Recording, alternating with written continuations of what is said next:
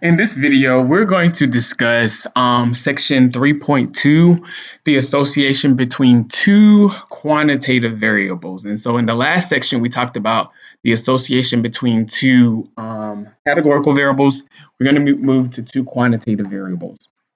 And basically, I'm going to go through the steps that we will take normally.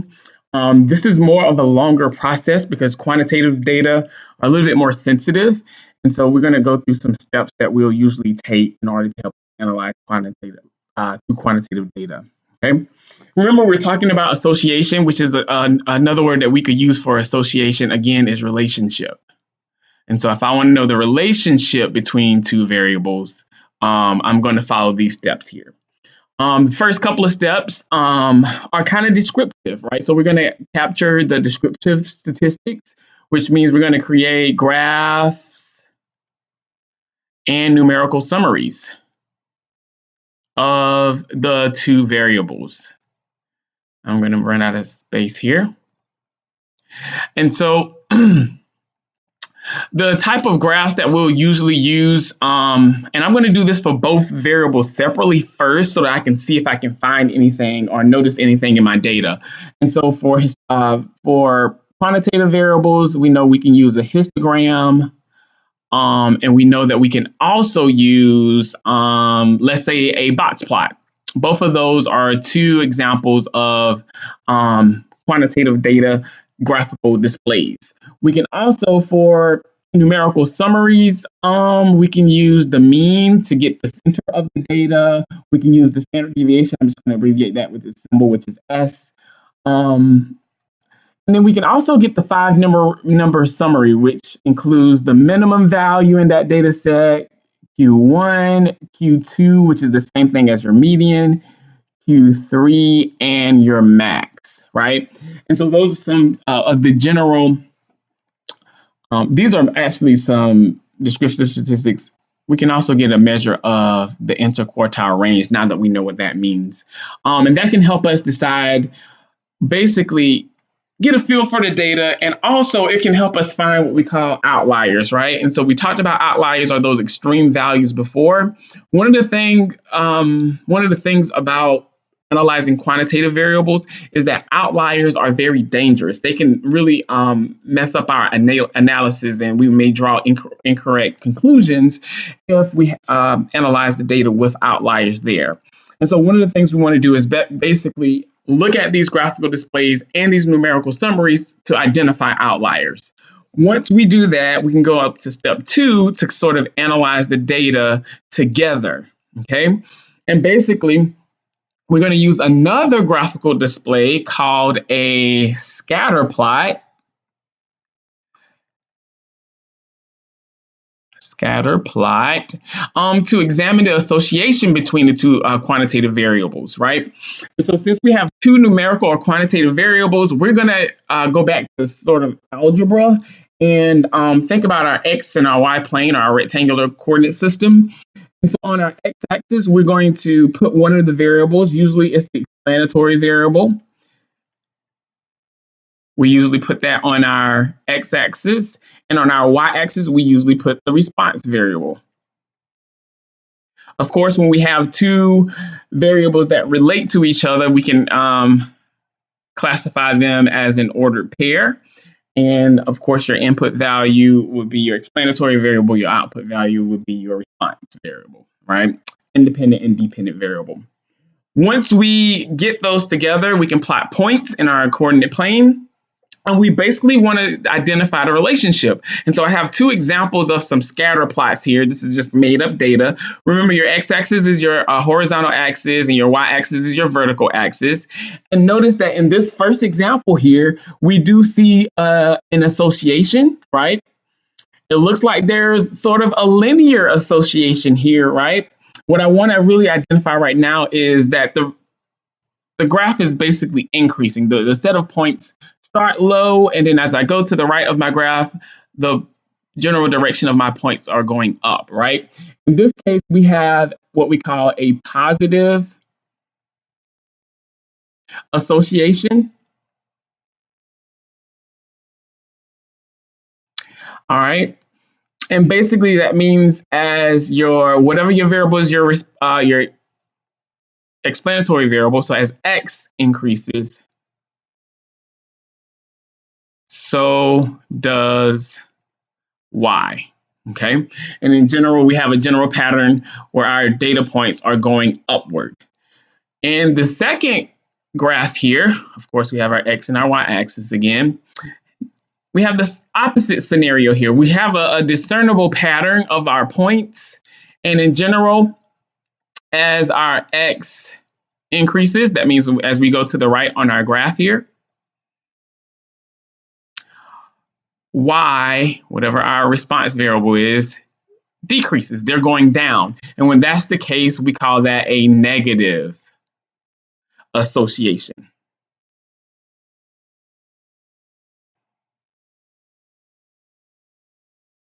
And I'm sorry, some of these letters are not showing up immediately, right? And so, and then in our last graph here, have our x and our y axes, and there looks like there is no association. All right. We can't say that as x increases, y increases, or as x increases, y decreases, right? There isn't a discernible pattern, right? And so we say that there is little to no association. And this is the case when there is no pattern that our scatter plot shows, right? And so going up from left to right or increasing, you have a positive association. Decreasing, you have a negative association. And if you can't discern a pattern, then we'll say that there is no association. Okay. Now we're going to be mostly interested. I mean, any of these cases can happen with real data, but we love to see stuff like this. And this is what we're going to try to capture for the rest of this section and the next section in our textbook, right? If a linear pattern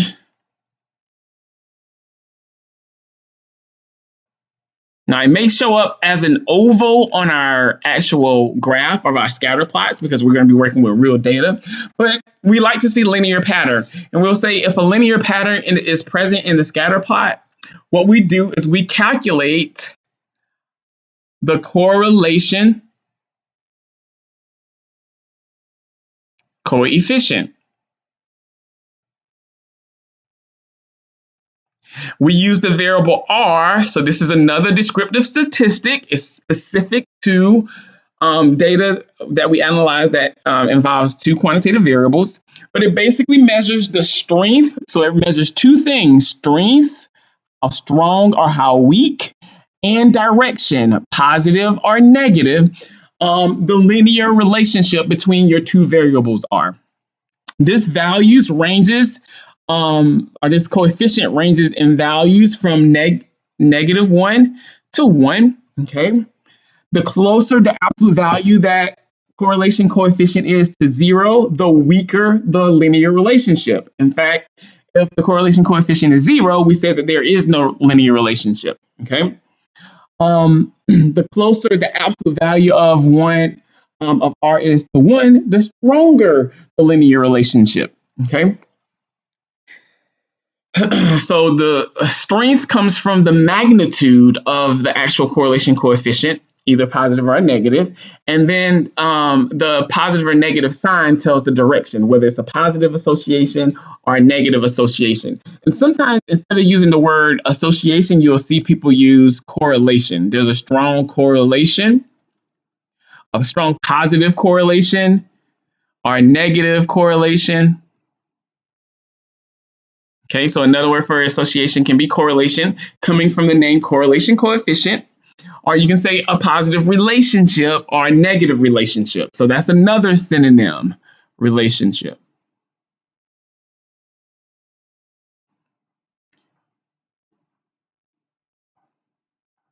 Okay, all right. And I want to go through some examples of seeing some correlation coefficients, which I have here. Now remember, we're going to be looking at linear, right? And so for these couple of scatter plots here, and I don't have them in the XY plane, but we have a bunch of points, just made up points, right? As you can see, we have for these values here, positive correlation. So those numbers there are values of R. And then over here, we have negative correlations or negative relationships. Okay.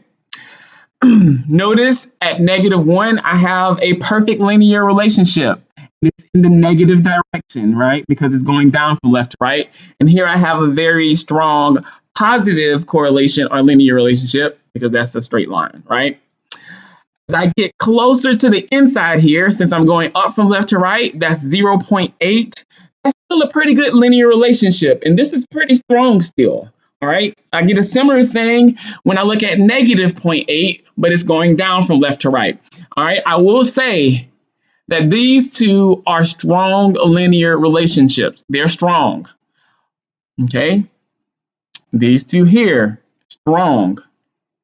Remember, there's two ways, strength and direction, two ways to identify or classify things using your correlation coefficient. As my points start to scatter away from being linear, I get to more moderate to weak correlations, right? That's what we see here with that 0.4. It's still going up from left to right, but the points are a lot more scattered and it doesn't make as good of a line as these two here. And the same thing happens with -0.4, right? And so when we start to see these, we're getting to a weaker correlation, right? Or association. And then last but not least, there is no association. In general, and this can differ depending on what field statistics are applied to. But for our course, this is what we're going to use to determine whether a correlation is strong, moderate, or weak. All right. So a strong correlation, we're going to use absolute value of R is greater than or equal to 0.7. All right. And so that's what we see with the 1 and the 0.8, and then the -0.8 and the -1, right? It's more than 0.7, sorry. Actually, in education, we usually use 0.8. And so a lot of times in my head, I'm using 0.8. But for our class, we'll use 0.7. All right. A weak correlation is one in which the absolute value of R is less than or equal to 0.4, right? So it's less than 0.4. That means it's between -0.4 and +0.4, right? So smaller in magnitude, the magnitude. For moderate, it's going to be between 0.4 and 0.7. And so I'm going to write this way. -0.7 is less than R is less than -0.4. That just means it's between -0.7 and -0.4 for negative values, or for positive values, we go from 0.4 to 0.7, right? Those are what we're going to consider as moderate correlations. And remember, this has to do with the magnitude and how close it is to a linear equation or a linear or a line. Okay. Now, this next row of examples here, I want to make the point, and a lot of people mess this up, right? Correlation. All right. Does not equal slope. Okay. It's all about linear pattern. All right. So don't confuse the two, because we're going to be focusing on slope in the next section as well, right? All of these are perfectly correlated, all right, because they make a linear pattern, right? So all of these are very strong correlations. No matter if the slope is positive, because when we look at lines, the slope is positive when we increase. All right, this one has the highest slope, then it decreases here, decreases here. This one has 0 slope, that one in the middle, that's still a perfect correlation. It has negative, that's more negative, and that's even more negative. All right. Want to know the strength of the relationship. All right. And actually, this is a little weird, right? We'll talk about that one later, possibly. but these definitely, all of them make a linear relationship. So there's a strong linear pattern, okay? This last row that we have here in our notes has to do with patterns, right? Again, we always focus on linear patterns, right? And so when I get my correlation coefficient, it's going to be in reference to a linear pattern. So I don't care if I have a perfect other type of pattern, like this looks like a parabola, so to speak, so quadratic or something like that pattern. Even though I have other patterns, all of these have a correlation of 0 because they are not linear, okay? And so remember two things. The strength of the linear association is going to come from the magnitude, the number, the numerical part, and the sign is going to give you the direction, whether there's a positive association or a negative association. And so that's how we measure the relationship between two quantitative variables. All right. Now we're going to open with this example, and I'm going to go through in this example all the pieces that we need in order to help us do an analysis of two quantitative variables. And the example that we have in our notes, it says that we're going to explore the relationship between the number of calories and the number of grams of fat in fast food restaurant burgers. Okay. I'm going to go through this process, and I'm going to show you how you can use StatCrunch to do this analysis. All right. For this analysis, all right, I know that we say that we put our explanatory variable on our x-axis and our response variable on our y-axis. That is true. All right. Just to stay consistent with other sections of this course, I'm going to use the number of calories as my x and the number of grams of fat as my y. All right. Now, some of you may say, oh, well, depending on the number of grams of fat, that's going to influence the number of calories. Or some of you may say, oh, if it's high in calories, it's going to have more fat, right? And so we discuss sometimes how the explanatory variable and the response variable can be switched, or it's not really distinctive of which predicts which, right? That's why we are exploring relationships, and we're not making causal statements, causal inferences. We're still in the world of descriptive statistics, all right? And so let's go through the process of analyzing these data. Remember that first step, we said that we were going to create graphical displays, and we're going to do numerical summaries, and we're going to do it of each variable separately so that we can see if there are any outliers or extreme values. So what I'm going to do is I'm going to go to StatCrunch, and I'm going to open this data set. All right. Oh, I didn't mean to do that. I'm going to go to data sets here. And I'm going to type in hamburgers, and I'm going to use a capital H.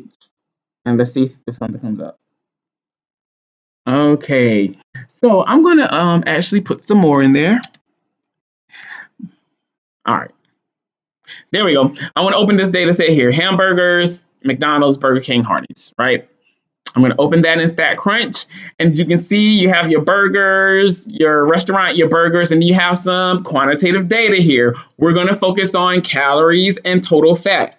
What I'm going to do is I'm going to create two histograms first, right? Remember, we go to graph. I'm going to create histograms. You could have done box plots. And I'm going to do this calories and the fat variable, total fat. And so as you'll see in your notes, we have this graph here and that graph there. All right, so I'm going to go back to our notes. And so there we go. And so one of the things we want to point out is whether we have like a normal or a bell-shaped distribution, or is there skew in our data? And as we can see, both of our data sets are skewed to the right, right? Both are skewed, oh, that's okay, to the right, okay? Because we have a tail on the right, right? My tail is over here. This one has a tail over here. It almost seems like this one might be sort of bimodal, but that mode is so large there. So I'll just say it's skewed to the right, all right? This one might be bimodal, all right? It might be bimodal, all right?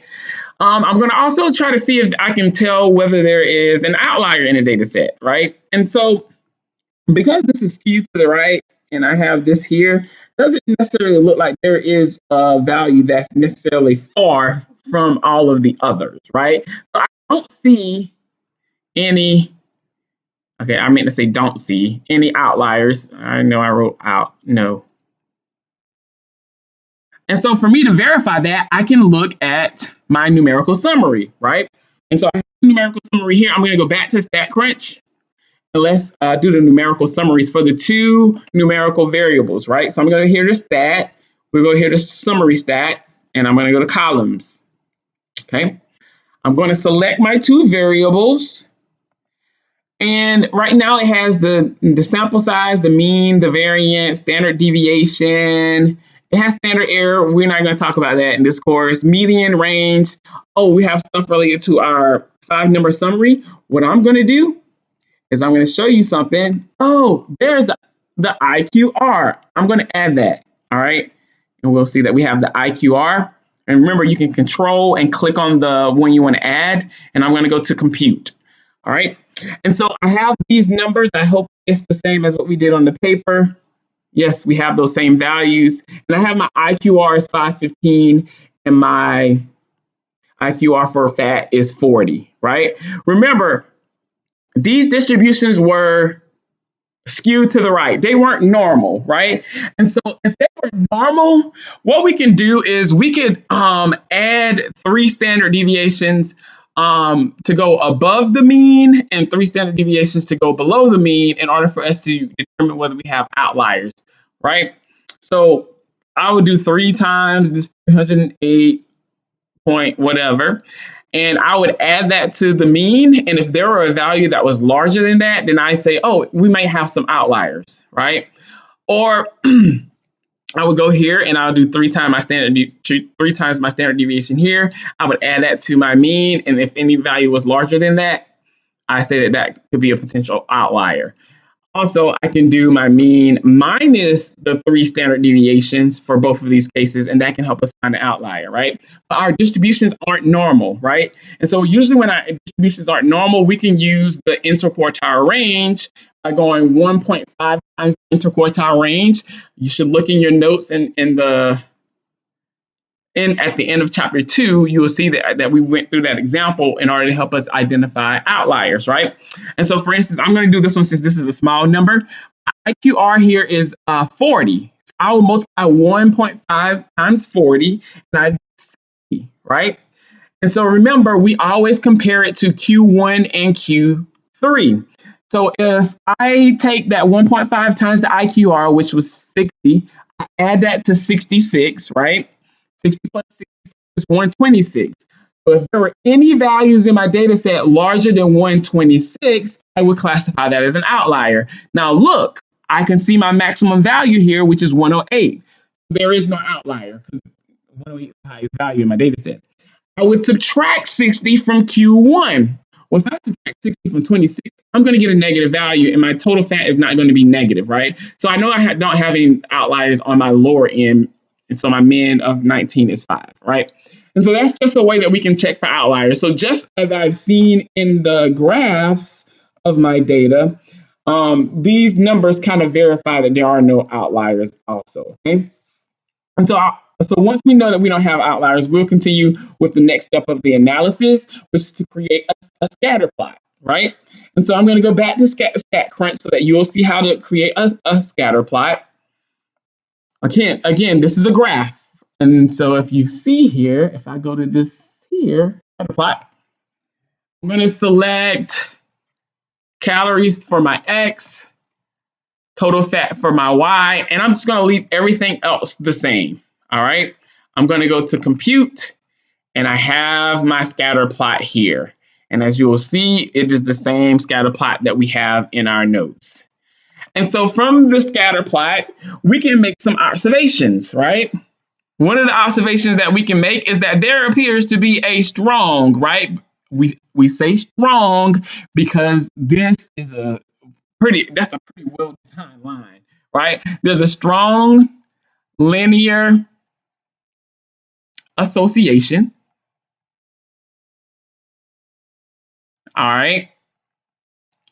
And not only that, it looks like it's in the positive direction. Positive. All right. So I should say there's a strong, and then the next word, positive linear association, right? This is what I gather just by looking at the scatter plot. Okay. And I can verify that by calculating a correlation coefficient, right? So from the graph, I see that we have a strong positive linear association. I can verify that by doing the descriptive statistic of calculating the correlation coefficient. And so I'm going to go back to StatCrunch. All right, I don't need this anymore. Since correlation coefficient is a statistic, I'm going to go to stat, and I'm going to go to summary stats. All right, let me do this one. Uh-oh. Summary stat, and look there, there's correlation. I'm going to click correlation. I'm going to select the two variables I want to calculate the correlation in reference to. It doesn't matter the order in which you put them. And I'm going to leave everything else the same, and I'm going to go to compute. And I'm going to see that, oh, I do in fact have a very strong correlation coefficient, 0.9894175, right? And so this correlation coefficient, is confirmed to be a strong positive linear association. And so what I can say, because I know it's a strong linear and positive association, as the number of calories in a burger increases, the amount of total fat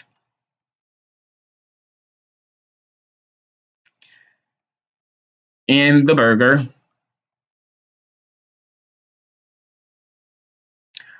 also increases. And that's what we can get out of this correlation coefficient. Okay. And so that is one of our examples. Let's go to the next page of our notes. And so this is an interpretation, right? So interpret, that's an interpretation. All right. All right, we're going to look at another example. We get into some politics. And I'm sorry there. Let's just stop right there. All right. In the 2000 US presidential election, there was a controversial recount in the state of Florida concerning who obtained the most votes, Bush or Gore. The controversy was due to a certain county's ballot, which may have captured votes for the third-party candidate Pat Buchanan instead of for the Democratic candidate Al Gore. Let's see how we can use correlation to provide evidence for the Al Gore campaign. All right.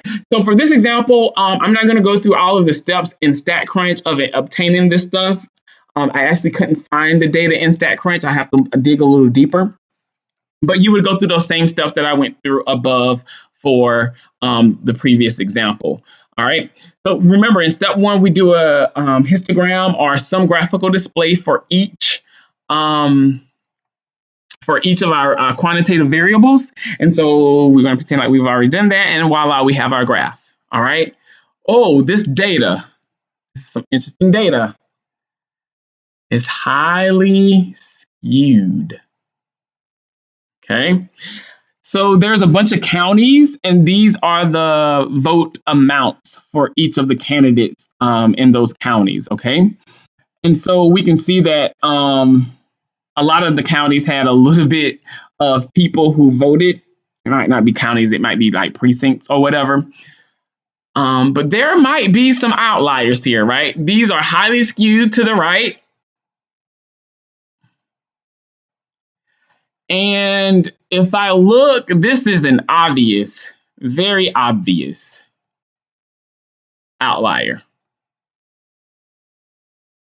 All right. It is definitely far away from this one here, right?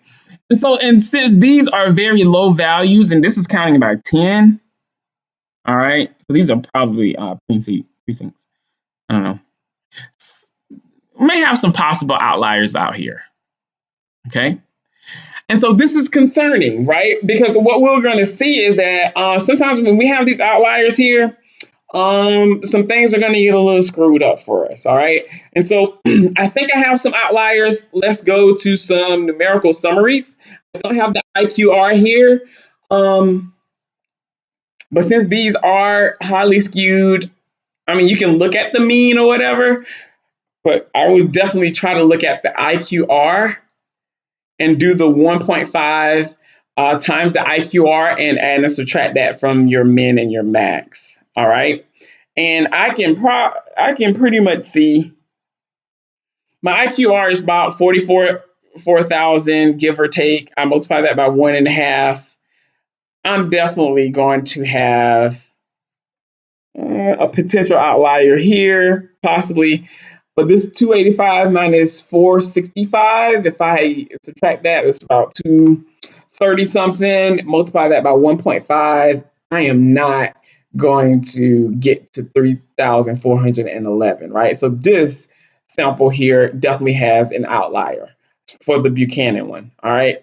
I would have to check the math on this one just to see, all right? So we have some potential outliers. So our numbers seem to verify the obvious outlier here and the possible outlier here, right? If we had time, we can do those actual calculations and then identify them using those criteria that we did in the previous example, all right? And so we're going to continue to go on with this analysis. Even though we have potential outliers, we put them on the same graph by doing a scatter plot. And as you can see, it looks like there is a positive association, right? In general, my points are going up, right? So there appears to be a positive association. Let's see if it's going to fill in. Come on, right? Because in general, my points are going up. Now, I don't care how high it goes up or the rate at which it goes up. As long as I look at the linear part, how linear these appear, I can talk about the strength of the association, right? And if I look at just these points at the bottom here, I can kind of see myself drawing a line, all right? But I have to take this point into consideration. And so what happens when we do this correlation stuff, we want to see how the strength of the relationship, how well it predicts a line, basically. All right, models align. The pattern is linear. And so if I'm going to try to just draw a line, and I'm taking all of the points into consideration, right? So this line kind of goes through all of these points here. Because I have this point up here that's all the way out there away from all the other points, it's going to try to pull my line up towards that point, right? This is that definite outlier that we saw, right? And the reason I know that that's that definite outlier, because in the Buchanan graph, that was between 3,000 and 3,500, and that one had a max of 3,411. That Buchanan axis is our vertical axis, and so 3,411 is about right there, right? And so that's that one. Okay, so that's that definite outlier. And those possible outliers that I had in the other one, notice that it was 300,000 to 400,000, let's say. And this had a max of not necessarily all the way to 400,000, but 387,776. It's these two here that I was saying these were possible or potential outliers. All right. And it can happen, right? But I'm going to say that there's probably about a moderate association, because this stuff down here, definitely these non-outliers definitely make a linear association. And even if I take these possible outliers into consideration, I still see that there's a linear association. These are just off a little bit. That one's way off. All right. Notice here as well, there is a gap. There's a huge gap between all of these points and then these points, and that's definitely a huge gap. Those gaps indicate extreme values, and they're going to be pulling your analysis in a dangerous mode, right? So we don't want to have these things here. All right.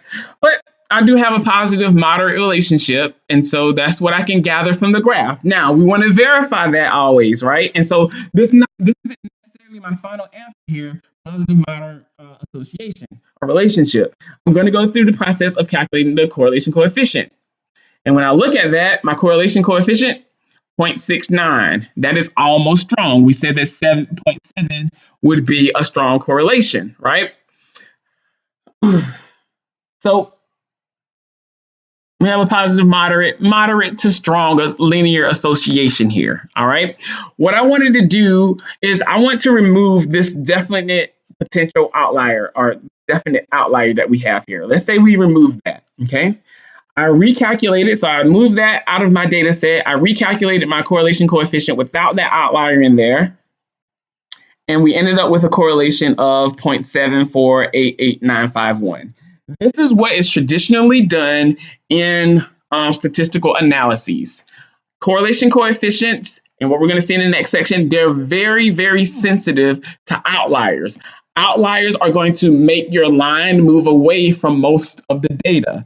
And so what happens when I take out that outlier there, that definite outlier, basically, I get a line that kind of goes through this more so because this outlier is not going to be pulling our basically a line. If we were to say a linear pattern fits our data, it's not going to be pulling our line too far, right? So this outlier here is bad.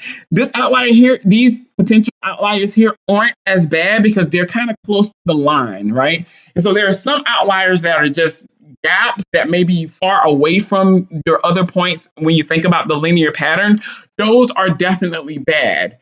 These outliers are potentially bad, okay? And I know this sounds like there's a lot of gray area because honestly there is.